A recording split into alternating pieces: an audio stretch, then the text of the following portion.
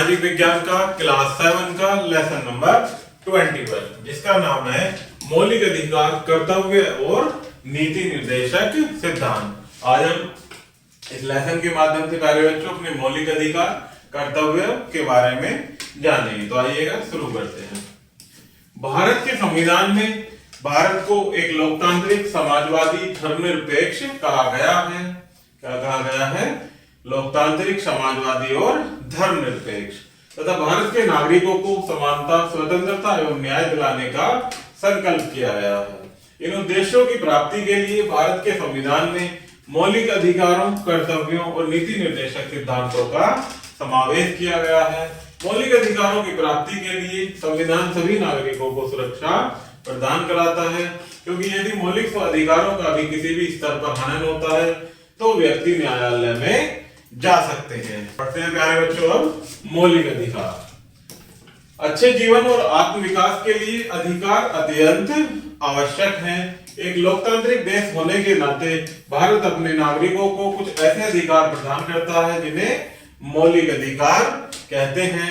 इन्हें मौलिक अधिकार इसलिए कहा जाता है क्योंकि ये अधिकार देश के सभी नागरिकों को, चाहे वे किसी भी जाति, समुदाय, धर्म या लिंग के हों, उन्हें प्राप्त होते हैं।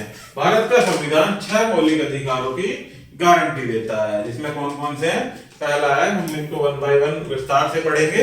पहला, समता का अधिकार। इन अधिकारों में पहला अधिकार सभी के लिए समता का अधिकार है।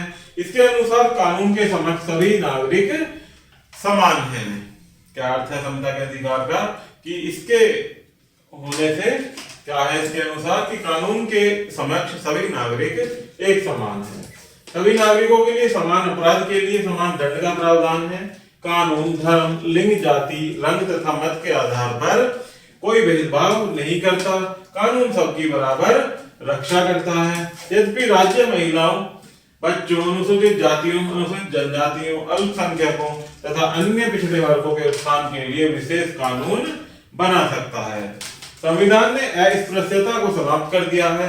अब अस्पृश्यता कानून द्वारा दंडनीय अपराध है।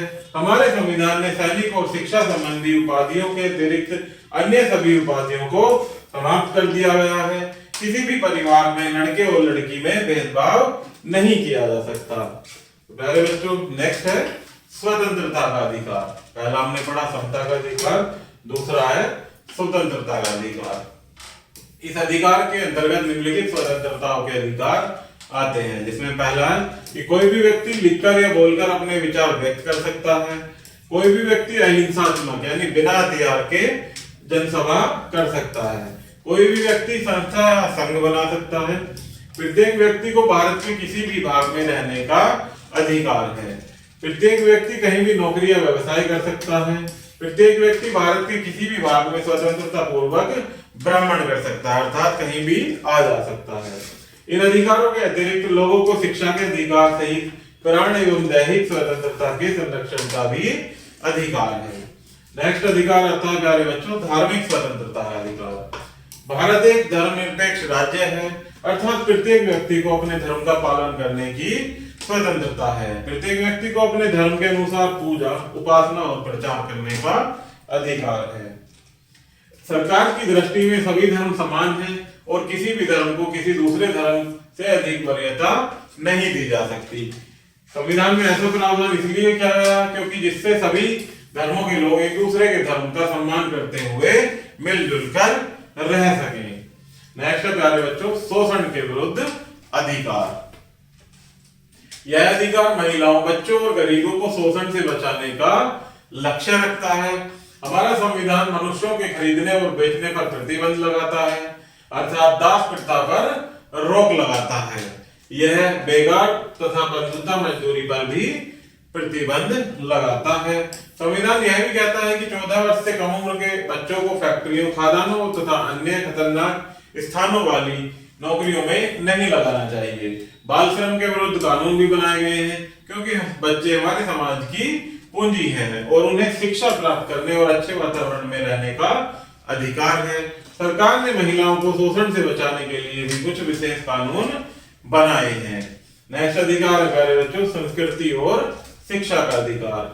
यह अधिकार अल्पसंख्यकों के अधिकारों की रक्षा करता है।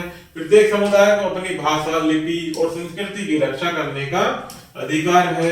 यह ऐसे लोगों को समूह और शैक्षिक संस्था स्थापित करने और संचालित करने के अधिकार की भी मान्यता देता है।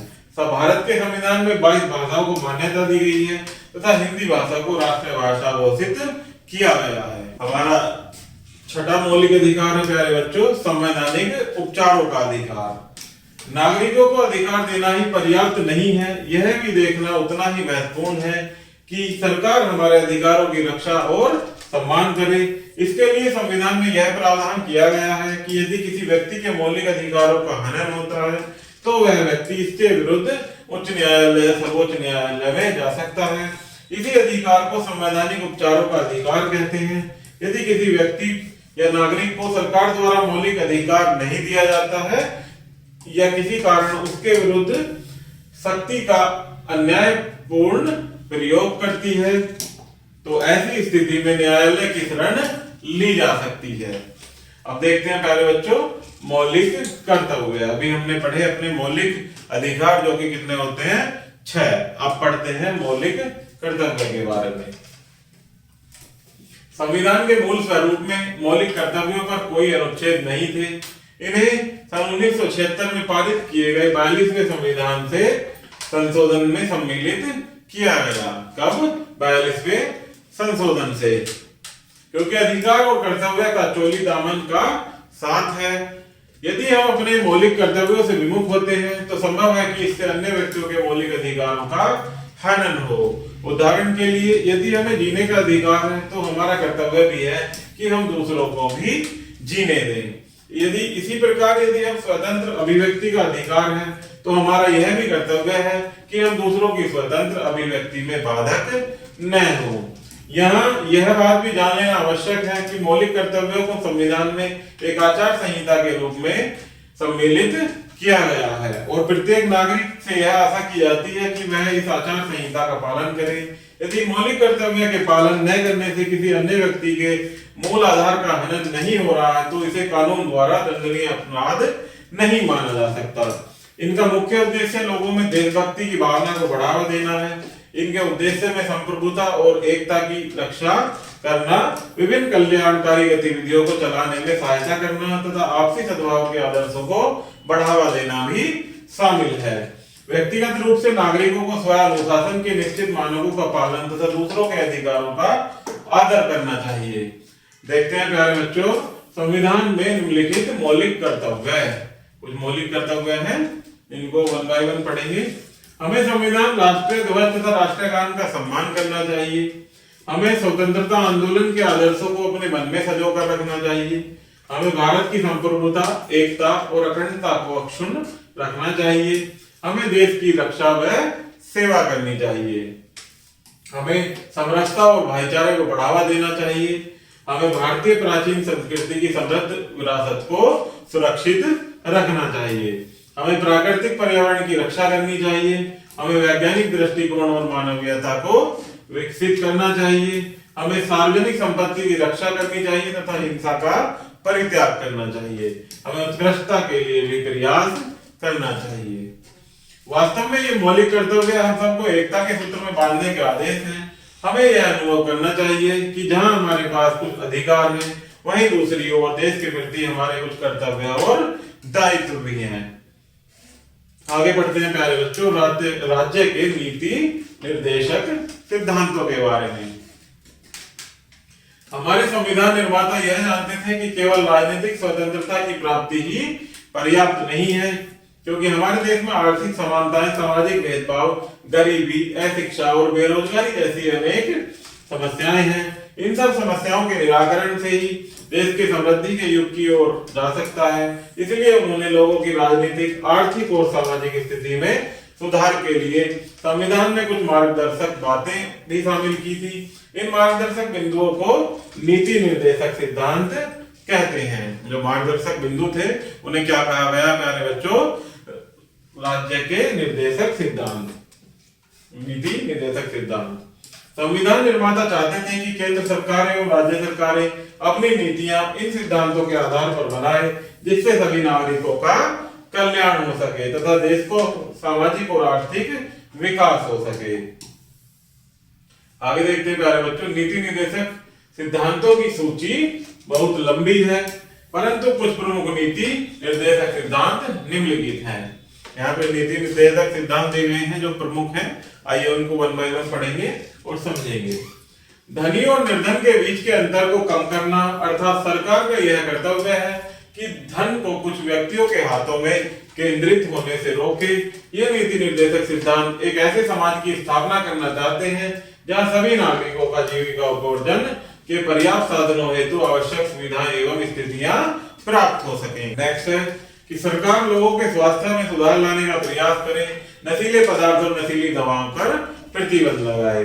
14 वर्ष की आयु के बच्चों के लिए निःशुल्क और अनिवार्य शिक्षा उपलब्ध कराना, महिलाओं और पुरुषों को समान कार्य के लिए समान वेतन मिले, समाज के कमजोर वर्गों विशेषतः अनुसूचित जाति और अनुसूचित जनजातियों के हितों की रक्षा करना, गाय और अन्य दुधारू पशुओं के वध पर रोक लगाना, राज्य की हस्तकलाओं तथा कुटीर उद्योगों को बढ़ावा देना, राज्य की अंतर्राष्ट्रीय सुरक्षा और शांति को बढ़ावा देना, वनों तथा वन्य जीवों की सुरक्षा करना, ऐतिहासिक इमारतों की सुरक्षा करना, ग्राम पंचायतों को पर्याप्त शक्ति प्रदान करना। ये सभी क्या है प्यारे बच्चों, कुछ मुख्य नीति निर्देशक सिद्धांत।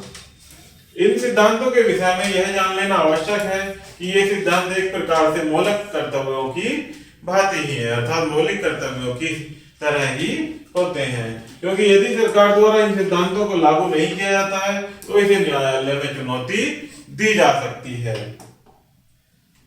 तो आगे प्यारे बच्चों इसमें कुछ मुख्य बिंदु दिए हुए हैं जिनको हम वन बाय वन पढ़ेंगे। तो देखते हैं पहला पॉइंट कि भारत के संविधान में मौलिक अधिकारों, मौलिक कर्तव्यों तथा नीति निर्देशक सिद्धांतों को सम्मिलित किया गया है। मौलिक अधिकारों का हनन होने पर व्यक्ति न्यायालय में जा सकता है और वहां जाकर अपने मौलिक अधिकारों के बारे में बताकर अपने उन अधिकारों को वापस ले सकता है। यदि सरकार इन नीति निर्देशक सिद्धांतों का पालन नहीं करती है तो इसे न्यायालय में चुनौती दी जा सकती है। तो प्यारे बच्चों, इस प्रकार से हमारा ये लेसन यही समाप्त होता है। आशा करता हूं कि आपको यह वीडियो जरूर पसंद आई होगी, तो चैनल को लाइक एंड सब्सक्राइब जरूर कीजिएगा। धन्यवाद।